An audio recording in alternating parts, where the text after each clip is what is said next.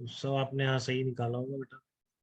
नहीं, cos theta by 2 कैसा आया था आपका, half R yes square. Sir, हाँ, अब क्लियर है मेरा आपको। Option yes sir. तो देखो, एक थिन नॉन कंडक्टिंग रिंग है ऑफ मास है, ये क्वेश्चन आए नहीं कभी, बट बहुत सारे प्रोबेबल्स में से हैं, प्रॉब्लम्स कभी आएंगी इस तरह। ठीक है, ये आपका एक थिन नॉन कंडक्टिंग रिंग है। एक उसमें आया था भी, शायद होगा इसमें, जो एनटीए ने एक बार मॉक टेस्ट निकाला, पता नहीं क्या जबरदस्त क्वेश्चन उठा के डाला था उसने इंड्यूस इलेक्ट्रिक, शायद इसमें होना चाहिए, देखते हैं हम। ठीक है, मॉक टेस्ट में, रियल में नहीं आया कभी। तो ये थिन नॉन कंडक्टिंग रिंग इससे पहले का ही आया इंड्यूस इलेक्ट्रिक फील्ड में, अभी तक ये सब नहीं आया। ठीक है, ये थिन नॉन कंडक्टिंग रिंग है आपकी, मास एम की, टोटल चार्ज कैपिटल क्यू है। अब रिंग है, देखो नॉन कंडक्टिंग है, कंडक्टर नहीं है, देखो ध्यान से सुनो। ठीक है ना, ये नॉन कंडक्टिंग मटेरियल की रिंग है जिसके ऊपर यूनिफॉर्मली चार्ज है, तो नॉन कंडक्टिंग है तो डेफिनेटली हम बोल सकते हैं यूनिफॉर्मली चार्ज। कंडक्टर में तो हम थोड़ी ही बोलते हैं, तो अपने आप बोलना होता है तो कंडक्टर बोलता है यूनिफॉर्मली चार्ज, हम नहीं बोलते हैं।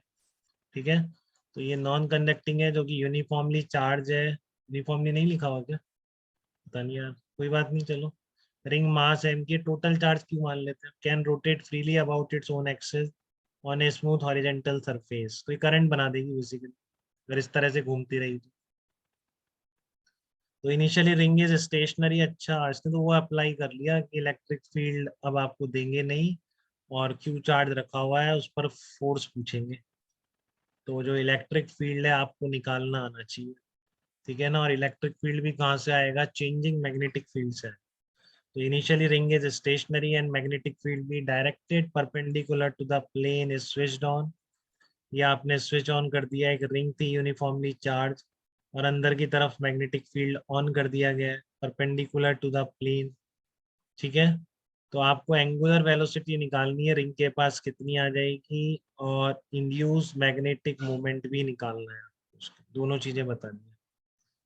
ठीक है, कि चुपचाप रखी हुई रिंग में एकदम से आपने फील्ड ऑन कर दिया। ठीक है, तो ये पूछ रहा है उसमें एंगुलर वेलोसिटी कितनी आ जाएगी, समझ रहे हैं। चुपचाप रिंग रखी हुई है यूनिफॉर्मली चार्ज मैग्नेटिक फील्ड में, प्लेन के परपेंडिकुलर, उस मैग्नेटिक फील्ड की डायरेक्शन के परपेंडिकुलर प्लेन में, और आप कह रहे हो एकदम से आपने मैग्नेटिक फील्ड ऑन कर दिया, तो रिंग के पास ओमेगा आ जाएगी, ऐसा कह रहे हो। तो क्यों आ जाएगी, समझ में आ रहा है आपको। दो तरह के क्वेश्चन आते हैं इसमें, यस या सर। तो डायरेक्ट ओमेगा पूछ रहा है, ठीक है, या फिर कुछ टाइम बाद ओमेगा पूछता है। ठीक है, तो इसने जैसे ही ऑन करा उसके बाद फिर कांस्टेंट हो गया, तो बस, लेकिन चेंज हो गया ना अभी, तो मैग्नेटिक फील्ड जीरो से बी तो क्रिएट हुआ, तो जीरो से बी क्रिएट होने की जो इंटरवल है, जो प्रोसेस है, इसमें इलेक्ट्रिक फील्ड क्रिएट हुआ है, क्योंकि पहले मैग्नेटिक फील्ड था ही नहीं, एकदम से आ गई। जहाँ चेंज होता है जिस रीजन में, इलेक्ट्रिक फील्ड पैदा होता है, तो उस इलेक्ट्रिक फील्ड की वजह से क्या है, यहाँ पर फोर्स लगा है। ठीक है ना, उस इंड्यूस इलेक्ट्रिक फील्ड की वजह से यहाँ पर क्या लगा है, चार्ज था ही, तो क्यू इंटू ई फोर्स लगा है, और फोर्स से फिर टॉर्क भी आया है, और टॉर्क से रिंग घूमने लग गई है, तो रिंग चली नहीं है इसका मतलब, तो इसका मतलब नेट फोर्स तो जीरो हो रहा होगा। बट नेट फोर्स जीरो होने का मतलब ये थोड़ी नहीं कि टॉर्क भी जीरो होगा। इतने समझदार हैं अब आप लोग। तो मुझे बताइए इलेक्ट्रिक फील्ड का एक्सप्रेशन क्या होगा, पूरे में बेटा ये यूनिफॉर्म फील्ड है, अब इसमें सिलेंड्रिकल की भी जरूरत नहीं पड़ी। ठीक है ना, आप मान सकते हैं कि कोई यहाँ पर आपने एक लूप मान लिया, और इस पर आप इंटीग्रेशन कर दो। ठीक है ना, अंदर की तरफ यूनिफॉर्म फील्ड है, सब जगह फील्ड है, तो आपको तो बस यहाँ पर फील्ड चाहिए जहाँ पर ये चार्जेस है ना, इससे आर डिस्टेंस पर सेंटर से। तो आप क्या करेंगे, लगाओ ये वाला इंड्यूस इलेक्ट्रिक फील्ड निकालने का, कोई कंफ्यूजन ही नहीं है, एक ही फार्मूला। ठीक है ना, एक ही फार्मूला है, integration E dot D L equal to rate of, क्योंकि मैग्नेटिक फील्ड से क्रिएट हो रहा है ना, देख रहे हैं हम, और कहाँ से आएगा, और कुछ तो मैग्नेटिक फील्ड से क्रिएट हो रहा है, तो कोई कंफ्यूजन नहीं है, आपका एक ही फार्मूला है। तो आप इस सर्कल के ऊपर लगा दो, इससे क्लोज जो सरफेस होगी उसमें rate of change of magnetic flux लिख दो, एज ए फेराडेज लॉ है बेटा, क्लियर है ना, तो बिल्कुल जैसे फेराडेज लॉ में लिखते थे, इस रीजन में फ्लक्स चेंज हो रहा है तो कितना ईएमएफ प्रोड्यूस होगा, वही है बिल्कुल। ये जो राइट साइड है, ऐसे तो निकाला है हमने इसको, है ना। और ये लाइन इंटीग्रल कितना आ गया, into two pi R, flux B into A, तो इसका रेट ऑफ चेंज आ जाएगा pi R square D B by D T. ठीक है, तो देखो ये ई आ गया आपका electric field, R by two D V by D T, but ये थोड़ी टाइम के लिए आया, जस्ट ऑन हुआ है, और उतनी देर में आपका इम्पल्स लगा है बेसिकली। ठीक है ना, तो वो टाइम इंटरवल आप नहीं निकाल पाएंगे, तो इसलिए हम इम्पल्स का यूज करेंगे। ठीक है, कि इम्पल्स क्या होता है, change in angular momentum, angular impulse, sorry angular impulse, linear impulse नहीं। आपने एंगुलर इम्पल्स भी पढ़ा है, इसकी प्रॉब्लम भी करे थे आपने। ठीक है, तो कोई दिक्कत है नहीं आपको। यहाँ पर E इंटू डी टी आपको पता पड़ गया, तो integration E into D T अगर निकालना चाहूँ तो कितना आ जाएगा, R/2 इंटीग्रेशन डी बी। तो इंटीग्रेशन डी बी क्या, फाइनल माइनस इनिशियल, तो बी आ जाएगा R/2 इंटू बी, क्योंकि मैग्नेटिक फील्ड बी ऑन हो गया बेटा, जीरो से बी आ गया एकदम से। ठीक है, तो इस एकदम से आने की प्रोसेस में इंटीग्रेशन ई डी टी आपने निकालना। तब आपको समझ में आ रहा होगा मैं क्या करूंगा, इस सेंटर के अबाउट ये जो क्यू ई फोर्स क्रिएट होगा, हाँ इंटीग्रेशन, बिल्कुल इंटीग्रेशन एफ डी टी लगा। ठीक है, तो इंटीग्रेशन टाउ डी टी हो जाएगा बस, क्योंकि आपका जो एंगुलर इम्पल्स होगा वो क्या होगा, चेंज इन एंगुलर मोमेंटम, तो मान लो ओमेगा डेवलप हो गई तो आई ओमेगा के बराबर। ठीक है, अब जे टाउ क्या होता है, integration tau D T. Tau कितना है यहाँ पर, क्यू क्यू इंटू ई तो फोर्स है और रेडियस आर है, तो सेंटर के अबाउट सारे डी क्यू इंटू एक ही फोर्स या एक ही टॉर्क दे रहे हैं। ठीक है, तो आप डायरेक्टली लिख सकते हैं कितना है, Q into E into R into D T, तो क्यू इंटू आर बाहर आ गए, Q into E into D T लिख दिया, एफ इंटू आर तो आ गया Q into R D T, ये रहा। ठीक है, अब क्यू इंटू आर कॉन्स्टेंट है, इंटीग्रेशन ई डी टी रह गया, वो यहाँ से लिख। ठीक है, तो कितना आ गया ये, R B B by two equal to M omega R square. तो यहाँ से ही ओमेगा की वैल्यू आ गई, Q B upon two M, R square cut गया।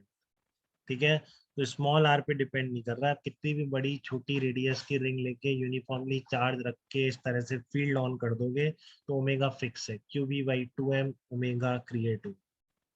किसी को कोई डाउट इस पूरी प्रोसेस में, कहाँ से फील्ड आया, कहाँ से टॉर्क आया और कैसे एंगुलर इम्पल्स लगाया, इसमें थोड़ा भी कंफ्यूजन तो बताइए।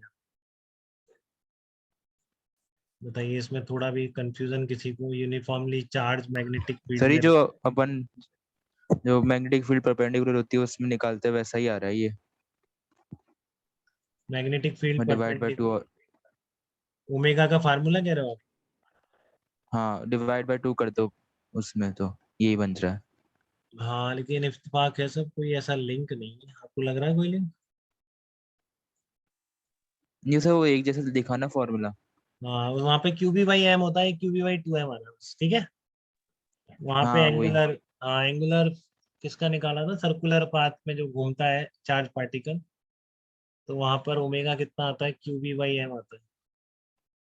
और यहाँ पर ये यूनिफॉर्मली चार्ज रिंग घूमेगी। अच्छा, मैं ये कह रहा हूँ कि इसमें वो कहीं आ रहा है क्या कि इस यूनिफॉर्मली चार्ज होना चाहिए या नहीं होना चाहिए, ऐसी कोई रिक्वायरमेंट है क्या, या क्यू का डिस्ट्रीब्यूशन कैसा भी हो, क्यू का डिस्ट्रीब्यूशन कैसा भी हो, आंसर ये है। बताओ। सर इसमें, सर आपने फिर जिसमें जो आर लिया है आपने ई में, ई लिखते वक्त, तो वो भी तो मतलब फिर वेरी करेगा ना। अरे नालायक, इसमें जी। इसको चार्ज से क्या लेना देना है, इस इलेक्ट्रिक फील्ड को, ये तो मैग्नेटिक फील्ड के चेंज होने से पैदा हो। इसमें चार्ज की डिस्ट्रीब्यूशन क्या करेगा बता, गड़बड़ करता है।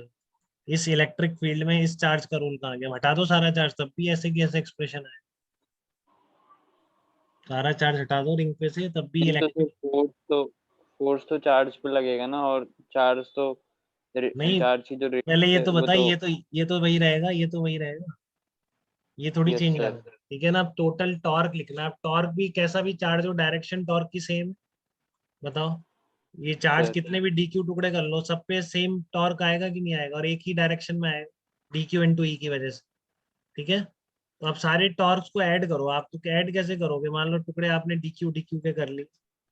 ठीक है, तो डी क्यू वन कर दो, छोटे डी क्यू वन और ऐसे कर लो, इसमें क्या है, डी क्यू वन फील्ड वही है, डी क्यू वन का टॉर्क आ गया। एक डी क्यू टू चार्ज है, उस पर फोर्स ये है, उसका टॉर्क आ गया।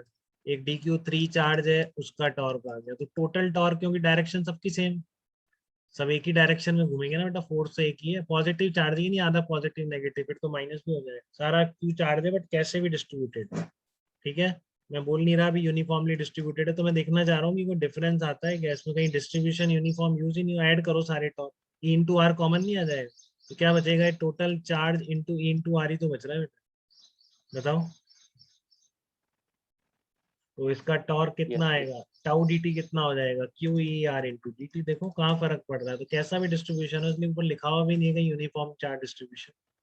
ठीक है, इस रिंग पे कैसा भी डिस्ट्रीब्यूशन हो, ठीक है, बट मास इसका यूनिफॉर्म, मास भी कैसा भी हो, क्योंकि रिंग का मास कैसा भी हो, मोमेंट ऑफ इनर्शिया तो एम आर स्क्वायर ही रहता है, कुछ भी हो उसमें मास भी कैसा भी डिस्ट्रीब्यूटेड है, चार्ज भी कैसा भी डिस्ट्रीब्यूटेड है, ओमेगा यही निकल के आ रहा है क्यू बी वाई प्लेन। देखो आपको ये गलत लग रही है क्या बात, तो बताइए। मैं कह रहा हूँ मास का डिस्ट्रीब्यूशन कैसा भी हो, कहीं ज्यादा भारी रिंग कहीं कम रिंग, मतलब यूनिट लेंथ का मास कुछ भी हो, ठीक है, और चार्ज का डिस्ट्रीब्यूशन कैसा भी हो, बट ओमेगा ऐसा ही क्रिएट होगा अगर आप मैग्नेटिक फील्ड ऑन कर देंगे। इसमें कोई यूनिफॉर्म चार्ज डिस्ट्रीब्यूशन या यूनिफॉर्म रिंग की जरूरत नहीं है, मैं ये कह रहा हूँ। तो आपको कोई डाउट लग रहा है कि किसी को, बताइए नहीं उससे। सर। नहीं लग रहा ना, तो कुछ भी हो इसमें, इसलिए लिखा भी नहीं है ऊपर यूनिफॉर्मली चार्ज, लिखा ही नहीं, रिंग पर चार्ज है, आपने मैग्नेटिक फील्ड ऑन कर दिया बस। मैग्नेटिक फील्ड यूनिफॉर्म होना चाहिए, वो नहीं होगा तो फिर चीजें गलत हो, फिर यहाँ पर अपन नहीं लिख पाएंगे, ठीक है ना। ये फ्लक्स अपन B into pi R square थोड़ी नहीं लिख पाएंगे, कहाँ लिखा हमने, ये जो फ्लक्स लिखा है ना हमने बी, तभी तो लिख पा रहे हैं जो सब जगह बी यूनिफॉर्म, ठीक है। तो ऐसा ही क्वेश्चन ऐसा भी देखा है मैंने कि आर का फंक्शन कर देता है, आपके पैकेज में हो सकता है वो, तो फिर आप क्या करेंगे, आपको ये फ्लक्स बी भी आर का फंक्शन है, तो आपको ये फ्लक्स इंटीग्रेट करके लिखना पड़ेगा बस, और कोई दिक्कत, ठीक है ना। बी आपका यूनिफॉर्म नहीं है, आर के साथ वेरी कर रहा है, तो टोटल फ्लक्स जब आप लिखेंगे ना बेटा, तो फिर आप कैसे लिखेंगे, B into pi R square में आपको इंटीग्रेट करके लिखना पड़ेगा, ठीक है, वो आपको इंटीग्रेट करके लिखना पड़ेगा, तो वो भी मिलेगा आपको। प्रॉब्लम तो कर लेंगे, आपको बेसिक बात पता पड़ गई है कि रिंग के चार्ज डिस्ट्रीब्यूशन का इस इलेक्ट्रिक फील्ड से कोई लेना देना नहीं, ये कैसा भी हो इलेक्ट्रिक फील्ड तो पैदा ही होगा, क्योंकि वो तो मैग्नेटिक फील्ड के चेंज होने की वजह से आ रहा है। ठीक है, अब इसमें क्या है, सर्कुलर सिमेट्री हो गई है एक तरह से बिल्कुल, तो इसलिए आपका क्यू का डिस्ट्रीब्यूशन कैसा हो वो भी मैटर नहीं कर रहा है, ठीक है। रिंग एंगुलर स्पीड इसी एंगुलर स्पीड से स्टार्ट करेगी, क्यू बी बाई 2m से ही स्टार्ट करेगी। अर्नव बताइए, आपको किसी स्टेप पर कोई डाउट है क्या बेटा, नो या सर। आपको सारी बातें समझ में आ गई हैं आपको एकदम ए टू जेड इसके बारे में, इस क्वेश्चन के बारे यस सर। में? Okay, very good. धर्मांश आप बताइए, आपको कुछ तो चल रहा होगा कि सर ये रिंग का फर्क क्यों नहीं पड़ा, आप ये नहीं पूछेंगे ये यूनिफॉर्मली चार्ज रिंग का फर्क क्यों नहीं पड़ा इंड्यूस इलेक्ट्रिक फील्ड पे, या क्लियर है आपको, बताओ। क्लियर है सर। Okay, very good.